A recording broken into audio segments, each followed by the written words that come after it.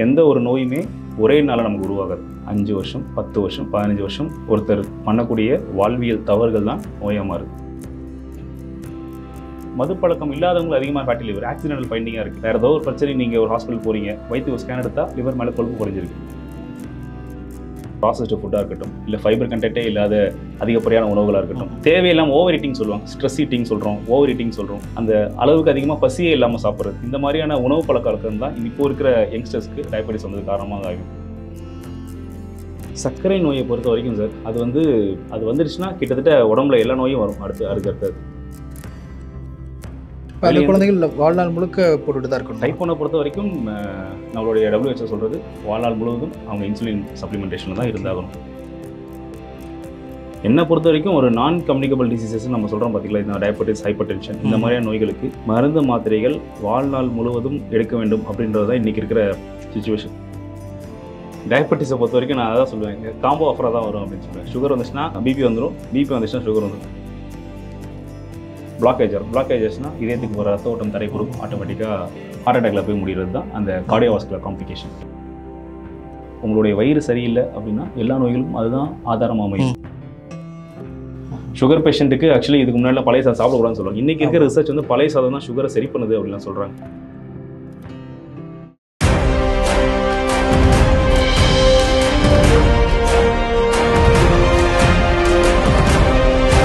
Globe 360 நேயர்களுக்கு அன்பு வணக்கம். இன்றைய சிறப்பு நேர்காணலில் ஹெர்போகேர் மருத்துவமனையினுடைய தலைமை மருத்துவர் மற்றும் நிர்வாக இயக்குனர் திரு விக்னேஷ் நவீன் பாலாஜி அவர்களோடு உரையாட இருக்கிறோம். சார் வணக்கம். வணக்கம். சந்தித்ததில் மிக்க மகிழ்ச்சி. தொடர்ந்து நிறைய பேசிட்டு வர்றீங்க நீங்கள், மருத்துவம் குறித்து, மாற்று மருத்துவம் குறித்து, சித்தா குறித்தெல்லாம் பல்வேறு செய்திகளை சொல்லிட்டு வர்றீங்க. குறிப்பாக இன்னைக்கு ரொம்ப சின்ன வயசுலேயே சுகர் இருக்குது, எனக்கு ரெகுலராக நான் மாத்திரை எடுத்துகிட்டு இருக்கேன், ரெகுலராக நான் இன்சுலின் போட்டுக்கிட்டு இருக்கிறேன், இப்படி நிறைய பேரும் ரொம்ப சர்வசாதாரணமாக சொல்கிறதெல்லாம் நம்ம பார்க்க முடியுது. இந்த சுகர் ரொம்ப இளம் வயதிலேயே எதனால் வருதுன்னு நினைக்கிறீங்க? நீங்கள் அதுக்கு எப்படி ஒரு மாற்று மருத்துவம் முன்வைக்கிறீங்க? சுகர் எப்படி வருது அப்படின்னா, ஃபஸ்ட்டு நம்மளுக்கு சுகர் நம்ம உடம்புல எப்படி ப்ராசஸ் ஆகுதுன்ற மெக்கானிசம் நம்ம ஃபஸ்ட்டு பேசிக்காக புரியணும்.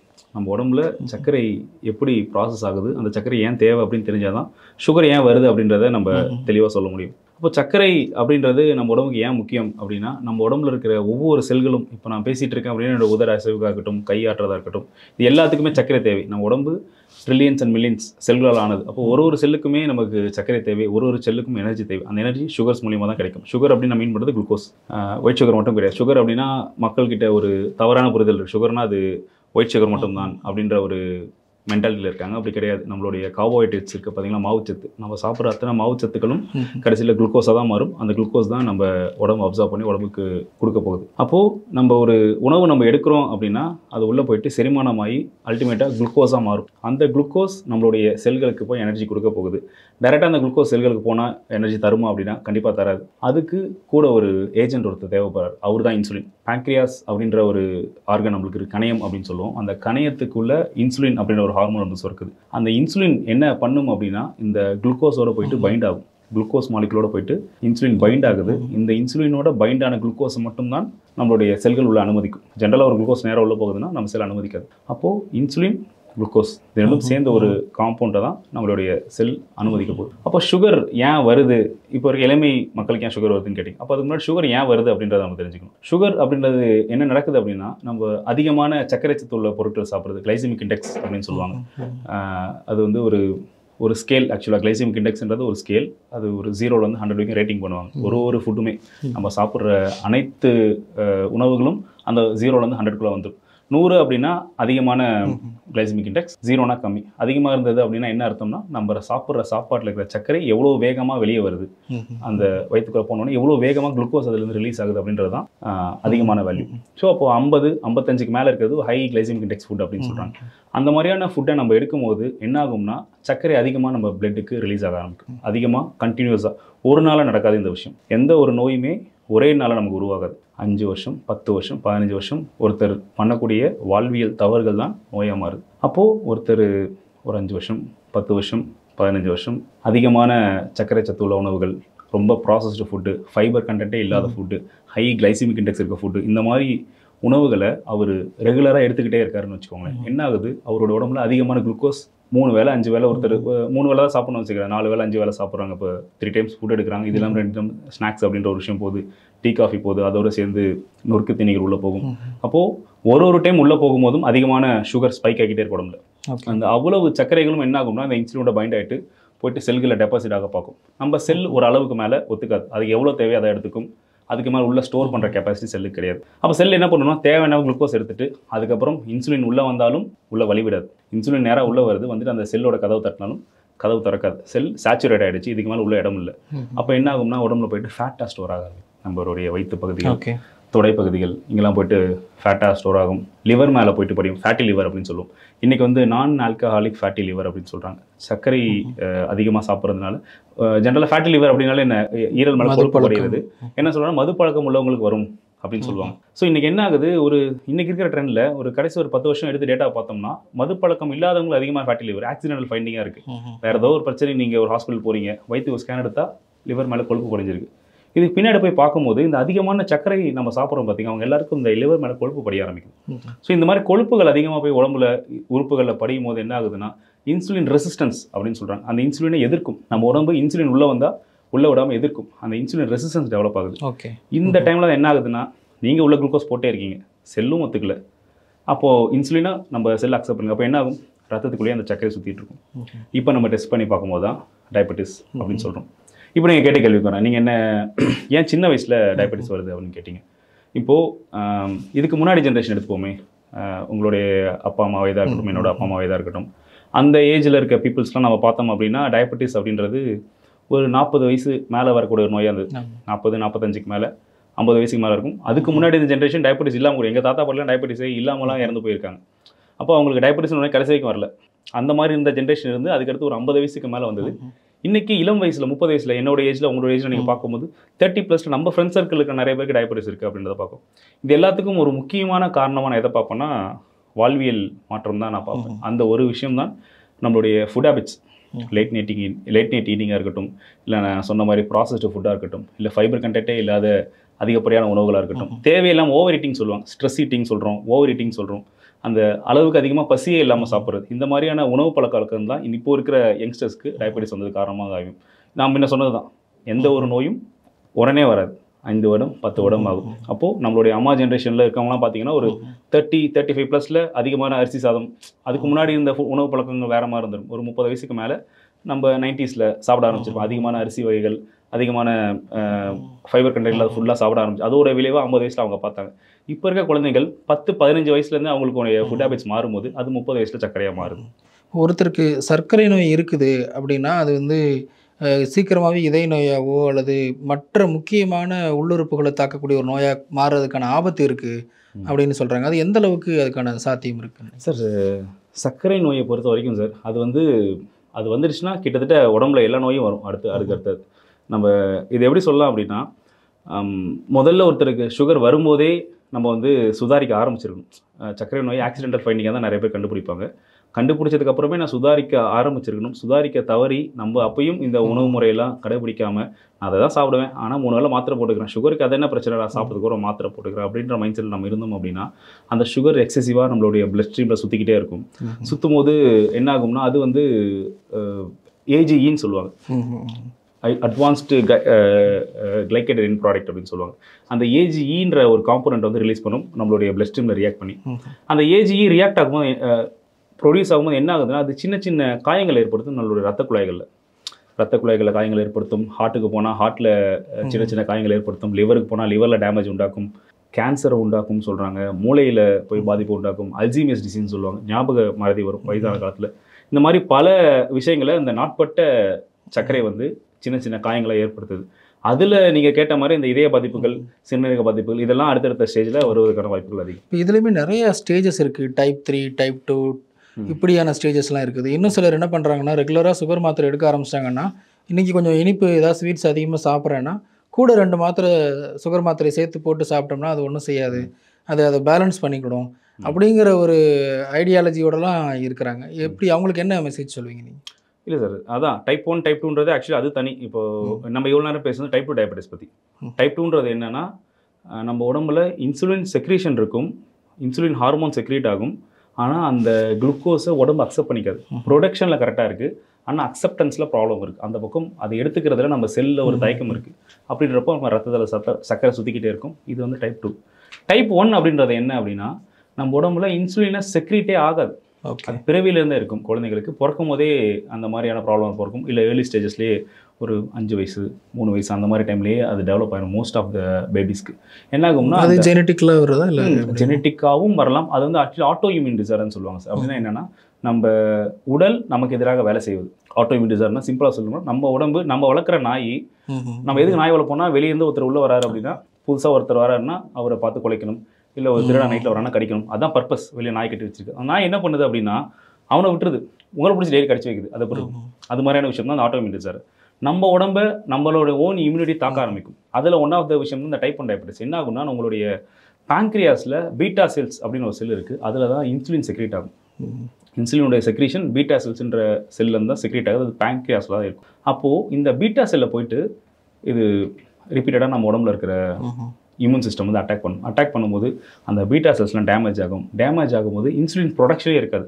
நீங்கள் உணவு கட்டுப்பாடோடு இருந்தாலும் சரி, அந்த இன்சுலின் தான் நம்ம உடம்புல போயிட்டு அந்த குளுக்கோஸ் எடுத்துக்கும். நான் முதலே சொன்னேன், தனியாக குளுக்கோஸால் ஒன்றும் பண்ண முடியாது. இன்சுலினே இல்லை அப்படின்றப்போ ரத்தத்தில் அந்த சக்கரை சுற்றும். அப்போ என்ன பண்ணுறாங்கன்னா, அந்த டைப் 1 டயபெட்டிஸ் தான் ஆட்டோமேட்டிக்காக இன்சுலின் சப்ளிமெண்ட்டாக உள்ள இன்ஜெக்ஷன் கொடுக்க ஆரம்பிப்பாங்க. அந்த மாதிரி குழந்தைங்களுக்கு அது ரொம்ப கொடுமையான ஒரு நோய். ஆக்சுவலாக ஒரு 2 வயசு 3 வயசு குழந்தைக்கு, அந்த குழந்தைக்கு நோயினா என்னென்னே தெரிஞ்சுக்கிறதுக்கு முன்னாடியே என்ன நடக்குது அப்படின்னா, காலையில் ஒரு ஊசி, மதியானம் ஒரு ஊசி, நைட்டு ஒரு ஊசி. அந்த குழந்தை நீங்கள் சொல்கிற மாதிரி விஷயங்கள் அங்கே ஆக்சுவலி நடக்கும்.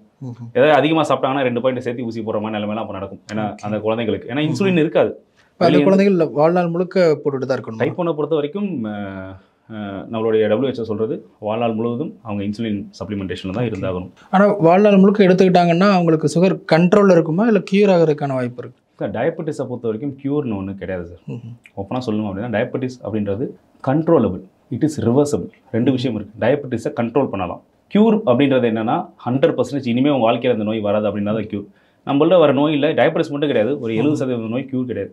ஒரு டெங்கு, சிக்கன் குனியா இந்த மாதிரி ஏதோ ஒன்று வரதான் வந்துட்டு சரியாக நம்ம போயிடும். அப்போது நான் கம்யூனிகபிள் டிசீஸ்னு சொல்கிறோம் பார்த்தீங்களா, டயபெட்டிஸாக இருக்கட்டும், தைராய்டாக இருக்கட்டும், அது பிளட் ப்ரெஷராக இருக்கட்டும், ஒருத்தர் இன்னொருத்தருக்கு பரவாத நோய். இந்த மாதிரியான நோய்கள் வந்து க்யூர் அப்படின்ற வார்த்தைக்கு வந்து கிடையாது. அங்கே எல்லாமே கண்ட்ரோலபிள் தான். கண்ட்ரோல் பண்ணலாம், ரிவர்ஸ் பண்ணலாம். கண்ட்ரோலுன்றது என்னென்னா, நம்ம இந்த மாத்திரை போட்டுக்கிறது, சாப்பிட்டதுக்கப்புறம் ஒரு மாத்திரை, மதியானம் சாப்பிட்ட உடனே ஒரு மாத்திரை, நைட்டு ஒரு மாத்திரை, தேவைப்பட்ட இன்சுலின், இது கண்ட்ரோல். ரிவர்சபிள்னால் என்ன அப்படின்னா, நம்ம ஒரு தவறு பண்ணியிருக்கோம், நம்மளுடைய உணவு முறையிலையோ வாழ்க்கை முறையிலையோ தவறு பண்ணிட்டோம், ரொம்ப நாளாக ஒரு தவறான உணவு முறைகளுக்குள்ளே சிக்கிட்டோம், ஒரு ஃபிசிக்கல் ஆக்டிவிட்டியே கிடையாது, அப்படியே இருந்துட்டோம், அதனால் நம்மளுக்கு ஒரு பிரச்சனை வந்திருக்கு. அப்போ அதை நான் ரிவர்ஸ் பண்ணேன் அப்படின்னா திரும்பவும் பாசிபிள். அப்போது நான் அந்த உணவில் பண்ண அந்த ஒரு தவறை திருத்திக்கிறேன் அப்படின்னு வச்சுக்கோங்க. என்னுடைய உணவில் திருப்பி என்ன கிளைசெமிக் இண்டெக்ஸ் கம்மியாக இருக்க ஃபுட்டு சாப்பிட்றேன், நல்ல ஃபைபர் கண்டென்ட் இருக்க ஃபுட்டு சாப்பிட்றேன், நல்லா தூங்குறேன், ரொம்ப ஆரோக்கியமாக இருக்கேன், தண்ணி நிறைய குடிச்சிட்டு நல்ல உடற்பயிற்சிலாம் பண்ணிவிட்டு ஸ்ட்ரெஸ் இல்லாமல் இருக்கேன் அப்படின்னா திரும்பவும் இந்த டயபெட்டிஸை ரிவர்ஸ் பண்ணி கொண்டு வரது பாசிபிள். ஆனால் கண்ட்ரோல், அதான் மீன் பண்ணுறேன். அது கண்ட்ரோலில் ரிவர்ஸ் பண்ணி நம்மளுடைய கட்டுக்குள்ளே இருக்கும் மருந்து மாத்திரைகள் இல்லாமல். அதே நேரத்தில் இப்போ சுகர்னு வந்துட்டால் அலோபதி தான் பெஸ்ட் மெடிசன் அப்படின்னு சிலர் நம்புகிறாங்க. சிலர் வந்து இன்றைக்கி வந்து வேறு சித்தாவோ, ஹோமியாவோ, வேறு நேச்சுரோபதியோ அப்படி மற்ற மருத்துவ முறைகளையும் தேர்ந்தெடுக்கலாம் அப்படிங்கிற ஒரு பார்வையும் இருக்குது. ரெண்டுக்கும் என்ன வேறுபாடு இருக்குது? என்னை பொறுத்த வரைக்கும் ஒரு நான் கம்யூனிகபிள் டிசீசஸ் நம்ம சொல்கிறோம் பார்த்தீங்களா, இந்த டயபெட்டிஸ், ஹைப்பர் டென்ஷன், இந்த மாதிரியான நோய்களுக்கு மருந்து மாத்திரைகள் வாழ்நாள் முழுவதும் எடுக்க வேண்டும் அப்படின்றது தான் இன்றைக்கி இருக்கிற சுச்சுவேஷன். நீங்கள் உங்கள் ஃப்ரெண்ட் சர்க்கிளையோ இல்லை அப்பாவோ அம்மாவோ யாருக்காவது ஒரு சுகர் இருக்குது அப்படின்னு ஹாஸ்பிட்டல் கூட்டிகிட்டு போயிருந்தீங்கன்னா அவங்களுக்கு வர அட்வைஸ் என்னவாக இருக்கும்னா, சுகர் வந்துருச்சு, இதுக்கு மேலே வாழ்க்கை ஃபுல்லாக காலைல ஒரு மாத்திரை, மதியானம் ஒரு மாத்திரை, நைட்டு ஒரு மாத்திரை போட்டுக்கோங்க, சுகர் கண்ட்ரோலாக இருக்கும். இதுதான் கொடுக்குற அட்வைஸாக இருக்கும். அப்போது என்னுடைய பாயிண்ட் என்ன அப்படின்னா, எந்த ஒரு நோய்க்குமே மருந்து மாத்திரைகள் வாழ்க்கை ஃபுல்லாக எடுக்கக்கூடாது. அதுதான் என்னுடைய ஆசை. அது மாடர்ன் மெடிசனாக இருந்தாலும் சரி, சித்தா மெடிசனாக இருந்தாலும், ஆயுர்வேத மெடிசனாக இருந்தாலும் சரி, எந்த ஒரு நோய்க்குமே வாழ்க்கை ஃபுல்லாக மருந்து மாத்திரை எடுக்கிறதுக்கான நிலைமைக்குள்ளே நம்ம போகக்கூடாது. அப்போது இதுக்கு நம்ம என்ன பண்ணணும் அப்படின்னா, நம்ம பண்ண தவறுலேருந்து திருப்பி உள்ளுக்குள்ளே வரணும். அதுதான் திருப்பி சித்தா மெடிசனாக இருந்தாலும் சரி, ஆயுர்வேதம் இருந்தாலும் சரி, ஒரு குறிப்பிட்ட பீரியட் தான் மெடிசன் கூட வந்து ஹெல்ப் பண்ணும்.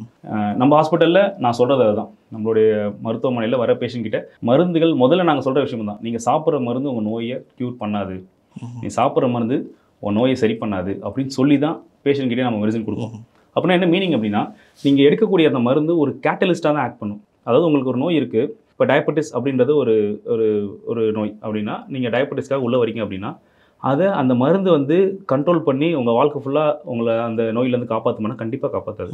என்ன பண்ணும் அப்படின்னா, நீங்கள் ஒரு மூட்டு வலிக்கோ முதுகு வலிக்கோ வரீங்க, நான் ஒரு வலிக்கு உங்களுக்கு ஒரு மாத்திரை தரேன் அப்படின்னா அந்த வலியை கொஞ்சம் சீக்கிரமாக சரி பண்ண உதவும். அது தவிர அந்த வலியை வந்து நிரந்தரமாக அதுலேருந்து வெளியே கொண்டு போகாது. மருந்து ஒரு கேட்டலிஸ்ட். அந்த இடத்துல மருந்தே சாப்பிடாம நான் சொல்கிற வாழ்க்கை முறையும் உணவு பழக்க வழக்கங்களை மாற்றிட்டு நம்ம லைஃப்பில் தவறு பண்ணிப்போம். நான் சொன்னேன்ல, தூக்கத்திலேயோ உணவுலையோ ஏதோ தவறு பண்ணிப்போம். அந்த தவறை திருத்தி நம்ம கொண்டு போகும்போது இந்த மருந்து மாத்திரைகளே இல்லாமல் நோயை ரிவர்ஸ் பண்ணி திருப்பி போகும். இதே மூட்டு வலிக்கு நீங்கள் டயபெட்டிஸ் விட்டுருங்க.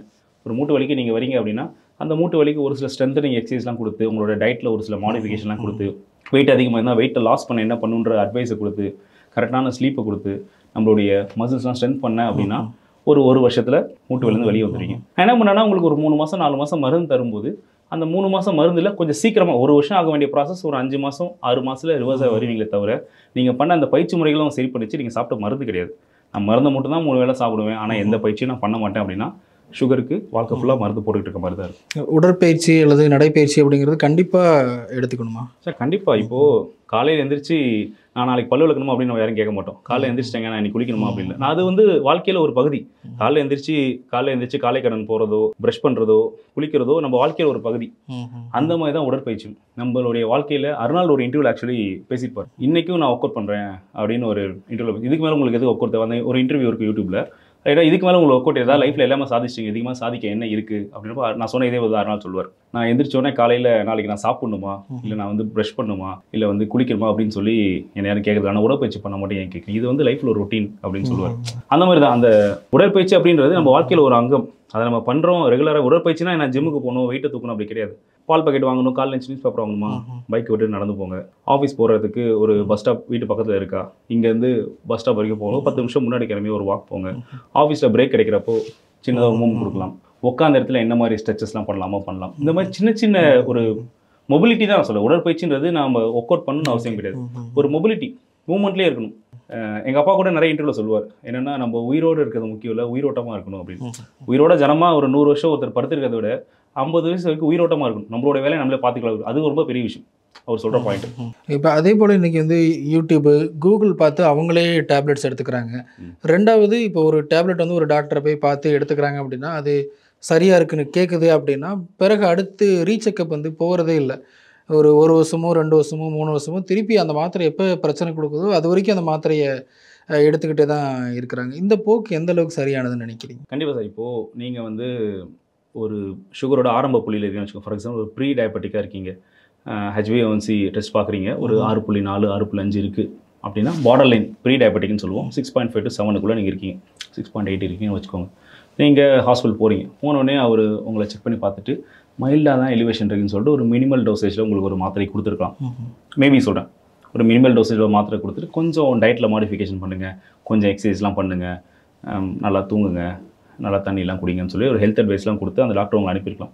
நீங்கள் என்ன பண்ணுறீங்க, இந்த ஹெல்த் அட்வைஸ் எல்லாம் கரெக்டாக ஃபாலோ பண்ணுங்க எனக்கு தெரியாது, ப்ராப்பர் ரிவ்யூ வந்தால் தான் எனக்கு தெரியும் நீங்கள் ஃபாலோ பண்ணிக்கலாம் இல்லையா. நீங்கள் என்ன பண்ணுறீங்க, வீட்டுக்கு போயிடுங்க, போயிட்டு இந்த ஹெல்த் அட்வைஸை டாக்டர் சொல்கிற இந்த அட்வைஸை நம்ம 199 ஃபாலோ பண்ணுறது கிடையாது. ஆக்சுவலி அப்படியே தூக்கி வச்சுருங்க. மேபி அவருக்கு ஃபினான்ஷியலாக ஏதோ ப்ராப்ளம் இருக்கலாம், லைஃப்பில் வேறு ஏதோ பிரச்சனைகள் எதையோ நோக்கி ஓடுறதுக்கான சுச்சுவேஷன் இருக்கலாம். அவர் எனக்கு எக்ஸசைஸ் பண்ண டைம் இல்லை, 3 மணி நேரம் 4 மணி நேரம் ட்ராவல் பண்ணி சென்னை வேலைக்கு போகிற சுச்சுவேஷனாக இருக்குது. இங்கேருந்து அவுட்டர் போகிறாங்க, அவுட்டர்லேருந்து இங்கே வராங்க அப்படின்றப்போ 3 hours ட்ராவல்லாம் பண்ணுற மாதிரி சுச்சுவேஷன் இருக்குன்றப்போ அவர் இதுக்கான பயிற்சிகள்லாம் பண்ணுறதுக்கு டைம் இல்லாமல் கூட இருக்கலாம். என்ன பண்ணார், விட்டுட்டு இந்த மாத்திரையை மட்டும் வாங்கி வச்சுட்டு காலை ஒன்று மதியானம் நைட் ஒன்று போட்டுட்டு அப்படியே போயிட்டே இருக்கார். அப்படின்றப்போ அடுத்த ஒரு செக்கப்பே வராமல், நீங்கள் சொல்கிற மாதிரி அடுத்த ரிவ்யூவே வராமல் அவர் அப்படியே எடுத்துகிட்டு இருக்காருன்னு வச்சுக்கோங்க. அந்த HbA1c 6.5 6.8லேருந்து 7.5 8 8.5 வரைக்கும் போதுன்னு வச்சுக்கோங்க. அப்பயும் ஏன்னா டயபெட்டிஸ் வந்து ஸ்லோ கில்லர் அப்படின்னு சொல்லுவாங்க. அது வந்து தெரியாது ஆக்சுவலி. லோ சுகர் வந்து ஈஸியாக தெரியும்.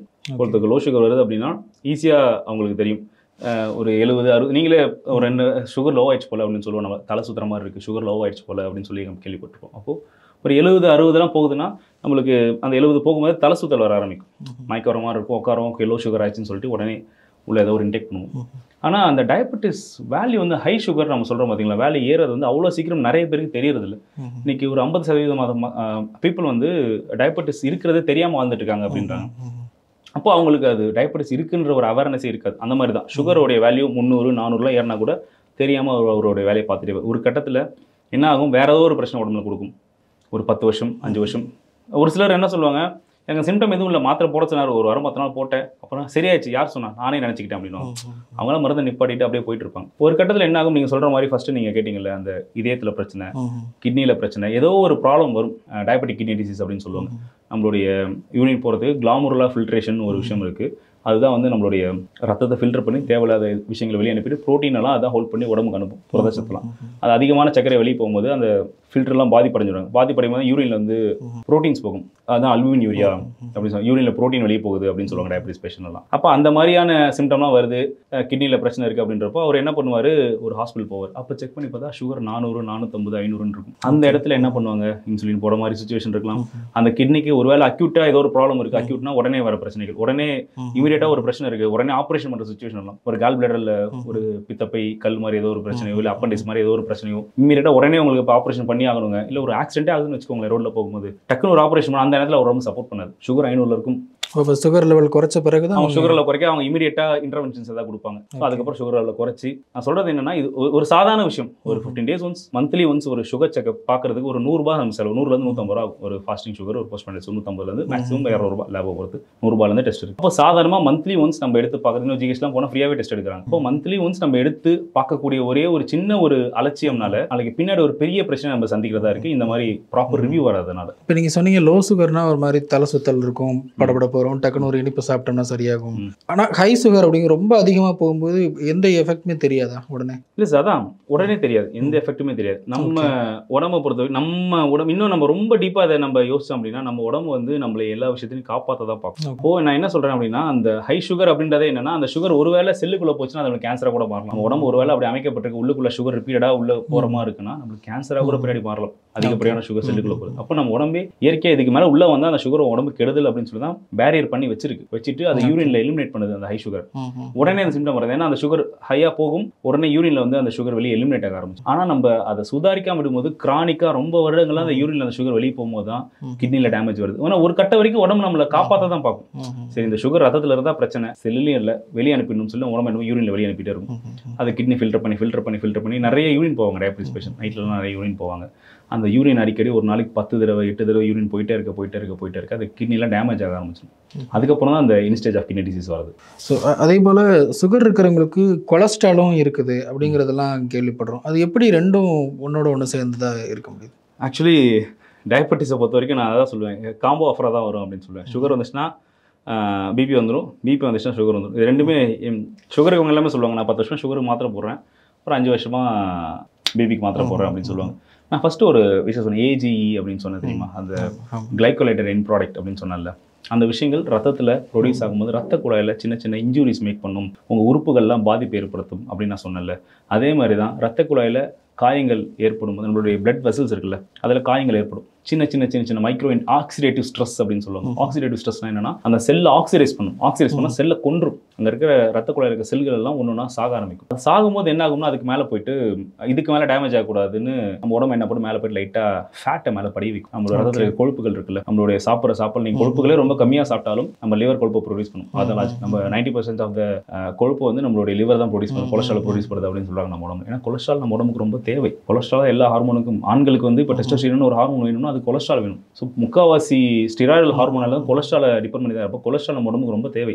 இங்கே என்ன நடக்குது அப்படின்னா, நம்மளுடைய உணவு பழக்க வழக்கங்கள்லையும் இந்த மாதிரி டயபெட்டிஸ் மாதிரி நோய்கள்லையும் வரக்கூடிய இந்த பை ப்ராடக்ட்ஸ் என்ன பண்ணுது அப்படின்னா, போயிட்டு அந்த இன்ஃப்ளமேட்டரி பை ப்ராடக்ட்னு சொல்லுவாங்க. இது என்ன பண்ணுதுன்னா, போயிட்டு உங்களுடைய ரத்த குழாய்களில் சின்ன சின்ன சின்ன காயங்களை ஏற்படுத்தும். அப்போ அந்த காயம் ஆகுதுன்னா என்ன ஆகும்னா, நம்ம உடம்பு வந்து நம்மளை காப்பாற்ற தான் பார்க்கும். திரும்ப தான் சொல்லுவோம், அந்த பொண்ணு பெருசாகிடுச்சுன்னா பிரச்சனைன்னு சொல்லிட்டு சின்னதாக ஒரு ஃபேட்டு போயிட்டு அது மேலே படியும்.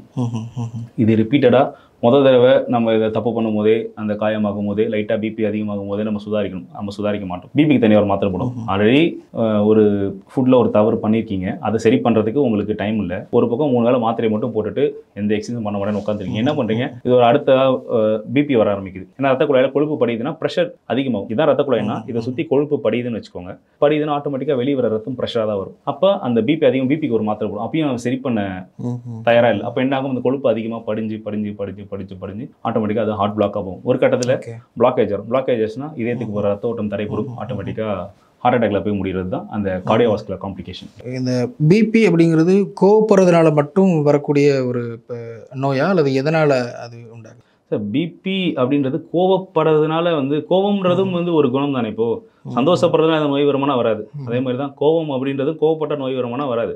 அப்படி கிடையாது. ஆக்சுவலி நம்ம அதிகப்படியான அந்த கோவத்துக்கு நான் இன்னும் ரொம்ப டீப்பாக இந்த டாப்பிக்குள்ள நான் கோவம்ன்ற டாப்பிக்குள்ள போனோம் அப்படின்னா நம்ம கட் பாக்டீரியாவை உள்ளே கொண்டு வரும். நம்ம கட் பாக்டீரியான்னு நம்ம சொல்கிறோம் பார்த்தீங்கன்னா வயிற்றில் இருக்கிற அந்த பாக்டீரியா நம்மளுடைய உணவு பழக்க வழக்கங்கள் தெளிவாக நம்ம ஆக்சுவலி என்ன திருப்பி உணவுன்னு சொல்கிறாரு நீங்கள் யோசிக்கலாம். என்னை பொறுத்த வரைக்கும் எங்கள் மருத்துவமனையை பொறுத்த வரைக்கும் எல்லா நோய்களுக்கும் ஆதாரம் நம்ம வயிறு தான்.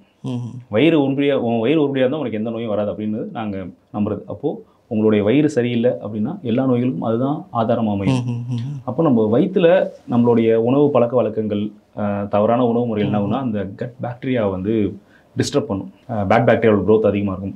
அது ஒரு சில கெமிக்கல்ஸை ரிலீஸ் பண்ணும். அது உங்களுடைய பிளட்டில் கலக்கும்போது அது உங்களுடைய பிரெயினை போயிட்டு இன்ஃப்ளூயன்ஸ் பண்ணும். அந்த கெமிக்கல்ஸ்க்கு ஏற்ற மாதிரி உங்கள் பிரெயின் ஸ்டிமுலேட் ஆகும். அப்போ ரிப்பீட்டடாக இந்த மாதிரியான ஃபுட் ஹேபிட்ஸு இந்த மாதிரியான விஷயங்கள் இருக்கும். ஃபுட் ஹேபிட்ஸில் எப்படி பிபி வரும் நான் சொல்கிறேன். இந்த மாதிரியான ஃபுட் ஹேபிட்ஸ் என்ன பண்ணுது உங்களுடைய பாக்டீரியல் க்ரோத்தை வந்து வயிற்றில் மாற்றி அமைக்குது. அந்த பாக்டீரியல் க்ரோத் ரிலீஸ் பண்ணுற ஒரு சில கெமிக்கல்ஸ் என்ன ஆகும் உங்கள் பிளட்டில் கலந்து உங்களுடைய மூளையை போய் இன்ஃப்ளூயன்ஸ் பண்ணும். அப்போ ஆட்டோமேட்டிக்காக இந்த ஹார்மோனல் சேஞ்சஸ் இருக்கும். அது ஒரு பாயிண்ட். ஹார்மோனல் சேஞ்சஸ்னால வரக்கூடிய பிபின்னு சொல்லலாம். இன்னொன்று நம்மளுடைய ஸ்ட்ரெஸ்ஸு. நம்ம பேசுகிறோம்ல ரொம்ப ஸ்ட்ரெஸ்ஸுனால வந்துச்சு கோவப்பட்டா வருதுன்றது தாண்டி ஸ்ட்ரெஸ்ஸுன்ற ஒரு விஷயம் என்ன பண்ணோம்னா எபினெப்ரின் அப்படின்னு ஒரு ஹார்மோன் இருக்குது நம்மளுடைய கிட்னியில். எபினெப்ரின் அப்படின்னு ஒரு ஹார்மோன் இருக்குது. அந்த எபினெப்ரினுடைய வேலை என்ன அப்படின்னா உடம்புக்கு பிபியை வந்து வேகமாக புஷ் பண்ணும். நம்மள அந்த ஃப்ரைட் ஹார்மோன் சொல்லுவாங்க. இப்போ ஒரு நாய் இங்கே துரத்துது அப்படின்னா நம்ம இங்கே தப்பிச்சு வேகமாக ஓட தான் பார்ப்போம். எந்த அளவுக்கு எனர்ஜி நம்மளுக்கு வீக்காக இருந்தாலும் டக்குன்னு ஒரு நாய் இப்போ இந்த ஸ்டுடியோவில் வந்துச்சு இல்லை ஒரு பாம்பு இப்போ டக்குன்னு உள்ள வருது அந்த பாம்பு பார்த்தா எங்கேருந்து எனர்ஜி வரும்னு தெரியாது. நீங்களும் நானும் இப்போ சாப்பிடாம உட்காந்து பேசுகிறோம் அப்படின்னு கூட வச்சுக்கோங்க.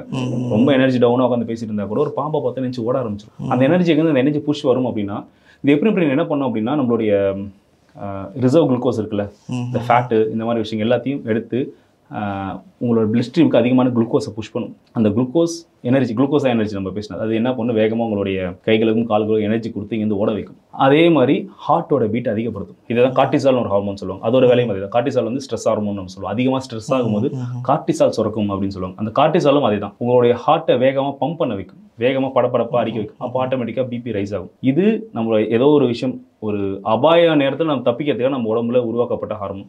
நம்ம என்ன பண்ணுறோம் ரிப்பீட்டடாக ஸ்ட்ரெஸ் ஏதோ ஒரு விஷயத்தை போட்டு யோசிச்சு மண்டைக்குள்ள போட்டு குழப்பி ஏதோ ஒரு திங்கிங்கில் இருக்கும். ரிப்பீட்டடாக அந்த ஸ்ட்ரெஸ்லேயே நம்ம இருக்கிறப்போ நம்ம ஏதோ ஒரு பிரச்சனையில் இருக்கோம் ஏதோ எங்கேயோ மாட்டிட்டு இருக்கான் போல இவனை காப்பாற்றணும் அப்படின்ற மைண்ட் செட்டில் நம்ம உடம்பு இருக்கும். அப்போ அதிகப்படியான கார்டிசாலும் அதிகப்படியான எபினெப்ரினும் நம்ம உடம்புல சுரக்க ஆரம்பிக்கும். இந்த ஹார்மோனுடைய சுரப்பு அதிகமாக இருக்கும்போது என்ன ஆகும்னா எப்பயுமே வந்து பிளட் ப்ரெஷர் அதிகமாக இருக்கும். இதுதான் ஸ்ட்ரெஸ்னால வர பிபி அப்படின்னு நம்ம சொல்லுவோம். உணவு பழக்க வழக்கங்கள் எல்லாமே கரெக்டாக இருந்தாலும் நம்மளுடைய மைண்டு நம்ம கண்ட்ரோல் இல்லைன்னா அதுவும் பிபிக்கு ஒரு காரணமாக அமையும். பல்வேறு விஷயங்கள் நம்ம பேசியிருக்கிறோம். எல்லாத்துலையும் நீங்கள் வந்து முடிக்கிற இடம் வந்து அந்த லைஃப் ஸ்டைல் உணவு பழக்க வழக்கம் அப்படிங்கிறது தான். ஏன்னா இன்றைக்கி ஒரு பரபரப்பான ஒரு நகரத்து வாழ்க்கையில் பலரும் இருக்கிறோம். உணவு பழக்க வழக்கங்கள் லைஃப் ஸ்டைலில் குறைந்தபட்சமாக அட்லீஸ்ட் இதை மட்டுமாச்சும் நீங்கள் செஞ்சாகணும் அப்படின்னா நீங்கள் என்னென்ன சேஞ்சஸ் சொல்லுவீங்க? குறைஞ்சபட்சமான சேஞ்சஸ் அப்படின்னா ஒரு ஹெல்த் சேயிங் ஒன்று இருக்குது. Protect the liver feed the gut அப்படின்னு சொல்லுவாங்க. அப்படின்னு என்னென்னா நம்ம லிவரை ஃபஸ்ட்டு ப்ரொடெக்ட் பண்ணணும். லிவர் தான் நம்ம உடம்புக்கு எல்லாத்துக்குமே பிரதானம். நம்ம என்ன சாப்பிட்டாலும் அதை மெட்டபாலைஸ் பண்ணி உடம்புக்கு தேவையான எனர்ஜிகளை கொடுத்து நம்ம ஏதோ ஒரு விஷமே சாப்பிட்டாலும் அந்த விஷம் எங்கே போய் மெட்டபாலைஸ் ஆகும் லிவர் தான் மெட்டபாலைஸ் ஆகும். ஸோ நம்ம எடுக்கிற நல்லது கெட்டது எல்லாத்தையும் உள்ளே போய் நம்மளுக்கு மெட்டபாலைஸ் பண்ணி கொடுக்க போகிறது அந்த லிவர் தான். அப்போ அந்த லிவரை ஃபஸ்ட்டு நம்ம ப்ரொடெக்ட் பண்ணணும். லிவரை ப்ரொடெக்ட் பண்ணுற மாதிரியான ஃபுட்ஸ் லிவரை ப்ரொடெக்ட் பண்ண என்ன சார் பண்ணணும் ஒன்றுமே இல்லை. ஃபுட்டில் சுகர் கண்டென்ட் கம்மி ஹை கிளைசிமிக் இண்டெக்ஸ் நம்ம ஒரு வார்த்தை பேசினா பார்த்தீங்கன்னா அந்த மாதிரி ஃபுட்டை நம்ம எடுக்காமல் இருந்தாலும் லிவருக்கு ரிப்பீட்டட் இன்ஜூரிஸ் வராது. லிவர் மேலே போய் கொழுப்புகள் படியாது. அந்த லிவர் ஃப்ரெஷ்ஷாக இருக்கணும். அப்போது லிவரை ப்ரொடெக்ட் பண்ணணும்னா நீங்கள் எதுவுமே பண்ண வேணாம். இந்த மாதிரி சுகர் கண்டென்ட் அதிகமான கிளைசிமிக் இண்டெக்ஸ் இருக்கிற ஃபுட்டை நம்ம எடுக்கக்கூடாது. இது ஒரே விஷயம் லிவரை ப்ரொடெக்ட் பண்ணுறது. இந்த பக்கம் கட்டை ஃபீட் பண்ணணும். நம்மளுடைய வயிறை ஃபீட் பண்ணணும். நான் ஃபஸ்ட்டு உங்ககிட்ட சொன்னேன் இந்த நல்ல பாக்டீரியா கெட்ட பாக்டீரியா அப்படின்னு சொல்லி. இந்த நல்ல பாக்டீரியா நம்ம வயிற்றில் நல்லா இருக்கு அப்படின்னா நம்மளோட எமோஷன்ஸ் ரொம்ப ஸ்டேபிளாக இருக்கும். நம்மளுடைய திங்கிங் நல்லாயிருக்கும். ஒரு நாள் நீங்கள் மோஷன் போகலான்னு நம்ம மைண்ட் செட்டு ஃப்ரீயாக இருக்காது. நம்ம ஒரு நாள் காலை எழுந்திரிக்கிறோம், ஒரு நாள் கான்ஸ்டிபேட்டட், நைட் ஏதோ ஒரு லேட் நைட் ஏதோ ஒரு பார்ட்டி ஏதோ ஒரு ஃபங்க்ஷனுக்கு போகிறோம், ஏதோ ஒரு சாப்பிட்டீங்க, தூக்கம் சரியா இல்லை, காலைல இருந்துச்சு நீங்கள் மோஷன் போகலான்னு வச்சுக்கோங்க, அன்றைக்கி நாளே வந்து நரகமாக இருக்கும், ஒரு மாதிரி இரிட்டேட்டிங்காக இருக்கும், மைண்டு ஃப்ரீயாக இருக்காது, ஏதோ ஒன்று நம்மளை உறுத்திக்கிட்டே இருக்கும். ஏன்னா அதுதான் நம்மளுடைய கட் டிஸ்பயோசிஸ், நம்ம வயிற்றுக்குள்ளே இருக்கிற கெட்ட பாக்டீரியாவோட ஆதிக்கம் அந்த டைமில் அதிகமாக இருக்கும். அப்போ நம்ம வயிற்றில் இருக்கிற பாக்டீரியாஸ் வந்து கரெக்டாக இருக்கும். நம்ம கட்டில் இருக்கிற பாக்டீரியாஸ் எப்பயுமே கரெக்டான அளவில் இருக்கும். அதுக்கு நான் என்ன சார் பண்ணணும் அப்படின்னா, உணவில் என்ன பொறுத்த வரைக்கும் ஹை ஃபைபர் ஃபுட் எடுத்துக்கணும். நல்ல பாக்டீரியாவுக்கு உணவே நம்ம உணவில் இருக்க ஃபைபர் தான். அப்போது நல்ல ஃபைபருக்கு நார்ச்சத்து உணவுகள் அதிகமாக எடுத்துக்கணும். ஒரு ஃப்ரூட் எடுக்கிறோம் அப்படின்னா, இன்னும் டயபெட்டிஸ் பேஷண்ட் கேட்பாங்க, எப்படி சார் ஃப்ரூட் எடுத்துக்கலாமா அப்படின்னு. ஃப்ரூட்டை பொறுத்த வரைக்கும் தாராளமாக எடுத்துக்கலாம். ஜூஸாக எடுத்துக்கக்கூடாது. என்ன பொறுத்து ஜூஸாக நீங்கள் போட்டிங்கன்னா ஃபைபர் ஃபுல்லாக குப்பைக்கு போயிடுது. அந்த ஜூஸ் அப்படின்றது வெறும் ஃப்ரக்டோஸ்ன்றது ஒரு ஃப்ரூட் சுகர். குளுக்கோஸ் மாதிரி ஃப்ரக்டோஸ் அப்படின்றது ஒரு சர்க்கரை. வெறும் ஃபைபரத்துக்கு குப்பையில் போட்டுட்டு ஒரு டம்ளர் ஜூஸாக நான் குடிச்சா கண்டிப்பாக சுகர் ஏறும். அப்புறம் என்ன பண்ணணும், பழத்தை கடிச்சு சாப்பிடுங்க. எல்லா பழமே சாப்பிடலாம். பழங்களில் ஃபைபர் கண்டென்ட் கம்மியாக இருக்க பழங்கள் குறைச்சிக்கலாம் சார். வாழைப்பழத்தில் ஃபைபர் கம்மியாக இருக்கும், பலாப்பழத்தில் ஃபைபர் கம்மியாக இருக்கும், மேங்கோவில் ஃபைபர் கம்மியாக இருக்கும். இந்த மாதிரி ஃபைபர் கொஞ்சம் கம்மியாக இருக்கிற பழங்களில் சுகர் பேஷண்ட்ஸ் கொஞ்ச நாளைக்கு நம்ம கண்ட்ரோல் ஆகிற வரைக்கும் ஆசையாக இருக்குன்னா மினிமலாக எடுத்துக்கிறதா தவறு கிடையாது. ஆனால் கண்ட்ரோல் பண்ணுறது நல்லது. சுகரோட லெவலை பொறுத்து அது நம்ம கேஸ் பை கேஸ். ப்ரீ டயபெட்டிக்காக இருக்காங்க அப்படின்னா நம்ம ரொம்பலாம் கண்ட்ரோலில் சொல்கிறது கிடையாது. ஃப்ரூட் சாப்பிடுங்கன்னு சொல்லுவோம். ஒரு ரொம்ப அதிகமாக இருக்காங்கன்னா அவங்களுக்கு நாங்கள் இந்த மாதிரி ஒரு சில பழங்களில் மட்டும் விதிவிலக்காக சாப்பிடுங்க. பலா, வாழை, முக்கணி மட்டும் அது கொஞ்சம் ஃபைபர்ஸ் கொஞ்சம் கம்மியாக இருக்கும். ஸ்வீட் கொஞ்சம் அதிகமாக, கிளைசிமிக் இண்டெக்ஸ் கொஞ்சம் அதிகமாக இருக்கும். ஸோ இந்த மாதிரி ஃப்ரூட்ஸ் நம்ம சாப்பிட்றதுனால நம்மளோட கட் பாக்டீரியாவுக்கு அந்த ஃப்ரூட்ஸில் இருக்க ஃபைபர் தான் ரொம்ப பிடிக்கும். அந்த ஃபைபரை சாப்பிட்டு தான் அந்த நல்ல பாக்டீரியாஸ் வளர போகுது. அப்போது நல்ல நார்ச்சத்து உணவுகள் சாப்பிடணும். ஒயிட் ரைஸ் மாதிரியான விஷயங்களை அவாய்ட் பண்ணிட்டு கொஞ்சம் கைக்குத்தலரிசி மாதிரியான விஷயங்கள் போகலாம். தானியம் வகைகள் சாப்பிடலாம், நிறைய காய்கறிகள் சாப்பிடலாம். இன்னும் நாங்கள் டயட்டில் என்ன சொல்லுவோம் அப்படின்னா, ரொம்ப பெருசாக வந்து நீங்கள் எவ்வளோ தூரம் உணவு பழக்க வழக்கம்னு சொல்கிறீங்களா, உங்கள் ஹாஸ்பிட்டலில் வந்தால் பெரிய ஒரு ஃபுட் சார்ட் கொடுத்து தான் ஃபாலோ பண்ணணும் அப்படின்னு சொல்லி ஒரு தோல்வி வாழ்க்கை வாழ வச்சுருவீங்களா? அப்படிலாம் கிடையாது. ஒன்றுமே இல்லை. நீங்கள் சாப்பிட்ற சாப்பாடு நார்ச்சத்து அதிகமாக இருக்கும். என்னால் அதெல்லாம் எதுவுமே பண்ண முடியாது சார், என் வீட்டில் ஒயிட் ரைஸ் தான் இருக்குது, நான் எப்படிங்க எங்கள் வீட்டில் போயிட்டு என் ஒருத்தனுக்கு மட்டும் இதை நான் மாற்ற முடியும், என்னால் அதை வாங்க முடியல, இல்லை வாங்குறதுக்கான சூழ்நிலை இல்லை அப்படின்னா கூட நான் என்ன சொல்லுவேன்னா, ஒரு கவலம் சாதம் சாப்பிட்டா ஒரு கைப்பிடி காய்கறி சாப்பிடுங்க. டெய்லி அட்லீஸ்ட் ஏதோ ஒரு கீரை மதியம் உங்கள் உணவில் இருக்கட்டும். நான்வெஜ் சாப்பிடாதே. நான்வெஜ் சாப்பிட்றப்ப கீரை கொஞ்சம் மிக்ஸ் பண்ணி சாப்பிடக்கூடாது. ரெண்டுமே கொஞ்சம் மந்தத்தன்மையாக இருக்கிறதுனால அன்னைக்கு மட்டும் அவாய்ட் பண்ணலாம். மீதி நாளில் கீரை அட்லீஸ்ட் ஒரு கீரை உள்ளே இருக்கலாம். ஒரு கவலம் சாதம்னா ஒரு கவலம் காய்கறிகள். நீங்கள் 10 கவலம் கூட சாப்பாடு சாப்பிடுங்க, பிரச்சனை இல்லை. ஆனால் அதுக்கு ஈக்குவல் அமௌண்ட் ஆஃப் வெஜிடபிள்ஸ் உள்ளே போகும். என்ன ஃபுட்டு சாப்பிட்றீங்களோ ஈக்குவல் அமௌண்ட் ஆஃப் வெஜிடபிள்ஸ் உள்ளே போகுது அப்படின்னா ஆட்டோமேட்டிக்காக நீங்கள் சாப்பிட்ட அரிசியோட கிளைசிமிக் இண்டெக்ஸ் குறைய ஆரம்பிச்சோன்னா அது போய் ஃபைபரோட மிக்ஸ் ஆகுது. மிக்ஸ் ஆகும்போது உள்ளே போயிட்டு அதோடைய சுகர் பொறுமையாக தான் வயிற்றுல ரிலீஸ் ஆகும். உடனே இப்படி பாமா போட்ட மாதிரிலாம் ரிலீஸ் ஆகாது. அப்படியே பொறுமையாக சுகர் ரிலீஸ் ஆகும். ஃபைபரோட மிக்ஸ் ஆகும்போது அந்த ப்ரோபயோட்டிக்ஸ் நம்மளுக்கு தேவைப்படும். கொஞ்சம் தயிர் மாதிரியான விஷயங்கள். பழைய சாதம் சுகர் பேஷண்ட்டுக்கு ஆக்சுவலி இதுக்கு முன்னாடி பழைய சாதம் சாப்பிடக்கூடாதுன்னு சொல்லுவாங்க. இன்றைக்கி இருக்கிற ரிசர்ச் வந்து பழைய சாதம் தான் சுகரை சரி பண்ணுது அப்படின்லாம் சொல்கிறாங்க.